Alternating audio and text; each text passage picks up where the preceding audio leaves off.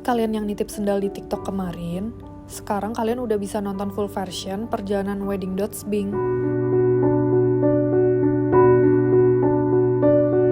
Jadi dia request untuk ada satu gaun yang sama, tapi dengan dua look yang berbeda. Dua look yang berbeda itu karena dia mau pakai paginya itu untuk acara holy matrimony dia, dan malamnya itu untuk acara resepsinya. Dia minta kalau konsepnya itu Jepang, jadi akhirnya aku coba buat translate di idea itu sesuai arahan dia. Aku masukin referensi dan inspirationnya dari journey dia ke gaunnya untuk acara pagi dan malam itu.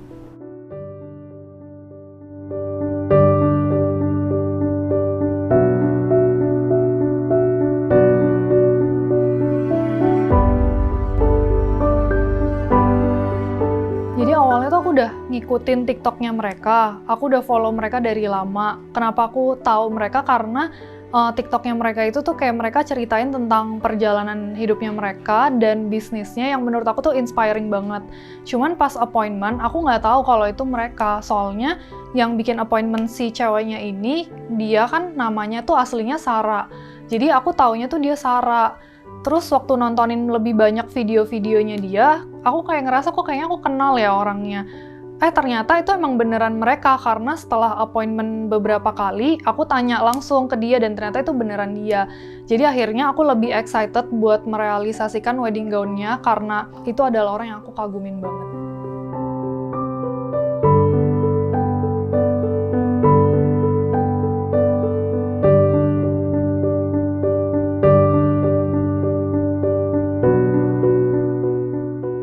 Untuk inspiration gaunnya mereka, jadi setelah udah beberapa kali appointment, kan aku udah lebih banyak ngobrol sama mereka.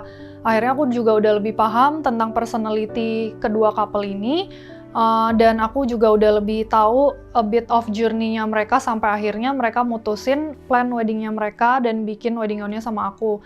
Jadi itu menurut aku lebih gampang untuk aku input inspiration-nya itu ke wedding gown mereka.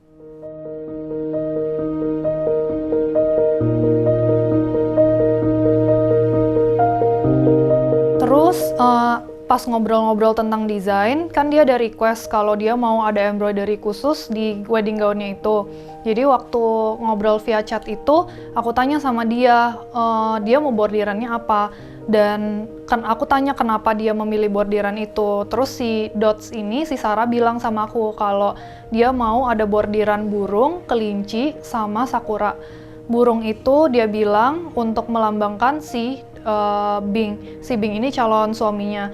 Karena dia bilang dia selalu ngelihat si Bing itu seperti burung yang selalu terbang tinggi dengan mimpi-mimpinya.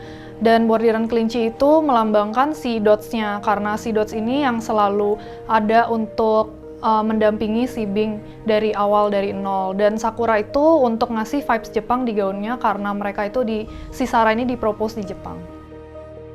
Dan ternyata aku bisa merealisasikan ide-ide itu, aku bisa translate di idea dengan jadi gaun yang lebih cantik lagi karena aku sendiri ngerasa aku bisa memahami makna dari setiap detail-detailnya.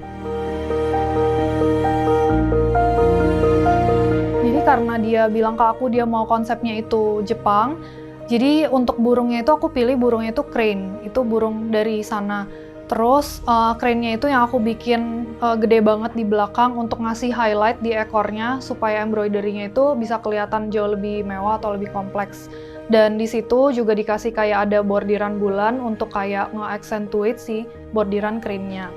Terus untuk kelinci dan sakuranya itu bisa melengkapi nuansa Jepang di outer gaun malam harinya untuk resepsi.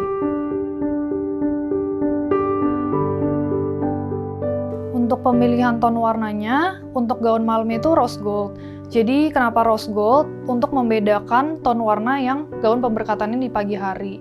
Karena kalau untuk di pagi hari itu kan untuk holy matrimony, jadi warnanya itu harus full putih. Malamnya itu supaya bordirannya kelihatan jauh lebih nyala dan beda sama pagi, jadi dipilih warnanya soft rose gold. Untuk siluet gaunnya pun unik banget menurut aku, karena biasanya wedding gown itu kan body fitted, tapi gaunnya dia ini semuanya loose fitting dari pagi sampai malam, dan bentuknya itu seperti kimono. Bahkan berupa yang outer ini bisa dilepas pasang untuk membedakan pagi sama malamnya. Jadi menurut aku dari konsep wedding gown dia ini, kita bisa tahu kalau nggak selamanya wedding gown yang cantik itu harus siluetnya tuh seksi dan body fitted.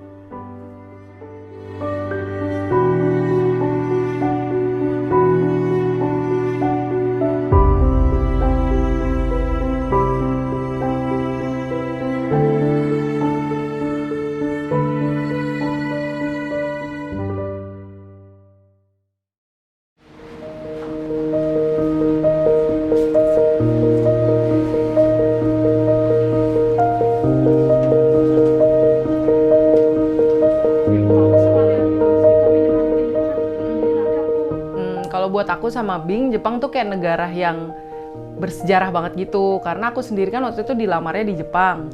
Dan dari kayak Bing kecil itu negara dreamnya dia. Kalau misalnya dia bilang kalau misalnya dia nemuin someone spesial yang dia mau seriusin, dia akan bawa ke Jepang someday gitu. Dan di Jepang juga kayak kita pertama kali ngeliat salju, terus waktu itu kita nggak mampu pergi ke luar negeri lah, terus akhirnya mampu itu ke Jepang. Jadi negara Jepang tuh kayak tempat bersejarah banget deh buat kita kayak gitu.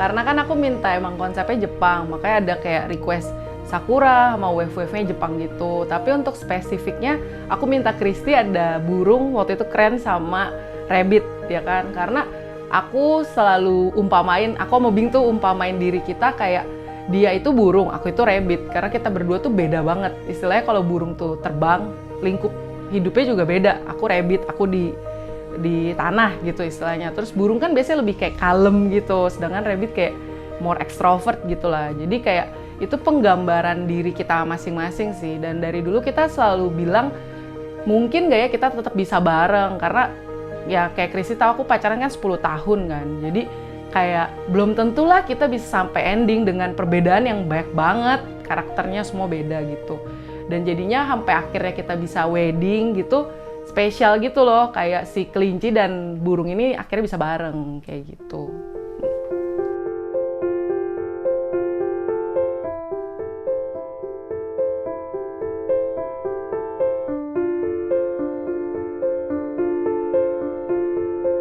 Nah, yang bikin aku waktu itu milih Christy untuk bikinin wedding gown aku, karena waktu itu kan sebenarnya emang kayak sempet bingung karena aku nggak punya kayak list siapa sih bikin gaun kayak gitu-gitu.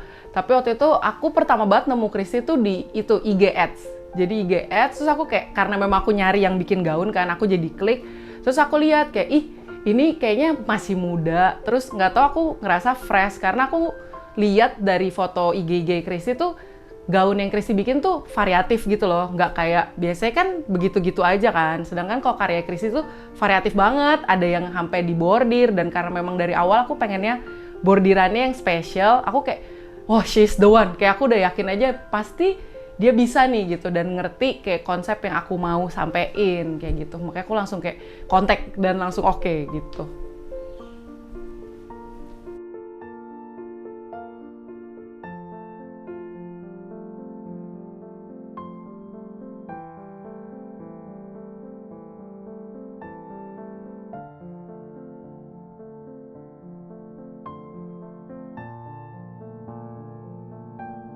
Sesuai atau enggak itu menurut aku sesuai banget, bahkan kayak over dari ekspektasi aku. Karena aku waktu jelasin ke Christy aku ngerasa tuh aku nggak terlalu yang kayak bisa jelasinnya gitu loh, tapi aku sampai mikir kayak Christy ngerti gak ya sebenarnya apa yang kayak aku mau sampein. Dan waktu pertama jadi itu kayak mind blown gitu, aku kayak gila bener-bener yang ada di otakku yang nggak bisa aku sampaikan dengan baik aja tuh ada real nyatanya, dan kayak aku suka banget gitu. Jadi bener-bener more dari ekspektasi aku, malah bisa dibilang kayak gitu.